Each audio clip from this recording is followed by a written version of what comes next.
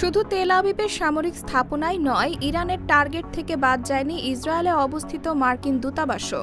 ইরানের চালানো ক্ষেপণাস্ত্র হামলায় কিছুটা ক্ষতিগ্রস্ত হয়েছে যুক্তরাষ্ট্রের দূতাবাস, তবে কোনো হতাহত হয়েছে কিনা তার বিস্তারিত এখনও জানা যায়নি।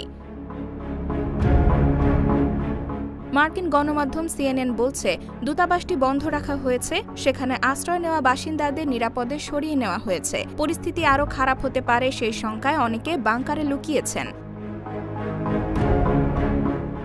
মার্কিন প্রেসিডেন্ট ডোনাল্ড ট্রাম্প আগেই হুঁশিয়ারি দিয়েছেন, যদি মার্কিন ঘাঁটি বা স্বার্থে হামলা হয় তাহলে ওয়াশিংটন সম্পূর্ণ শক্তিতে জবাব দেবে।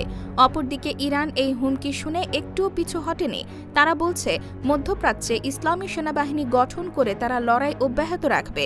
ইরানে আরেক নেতা মোহসেন রেজাই বলেছেন, সৌদি আরব, পাকিস্তান ও তুরস্ককে সাথে নিয়ে তারা এই সেনাবাহিনী গঠন করবেন।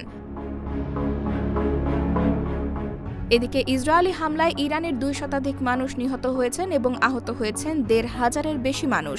বিশেষজ্ঞরা বলছেন, এই সংঘাত ছড়িয়ে পড়তে পারে গোটা মধ্যপ্রাচ্যে, কারণ এরই মধ্যে ইরাকিরা রাস্তায় নেমে পড়েছে। সেখানে অবস্থিত মার্কিন দূতাবাস ঘিরে বিক্ষোভ করা হয়।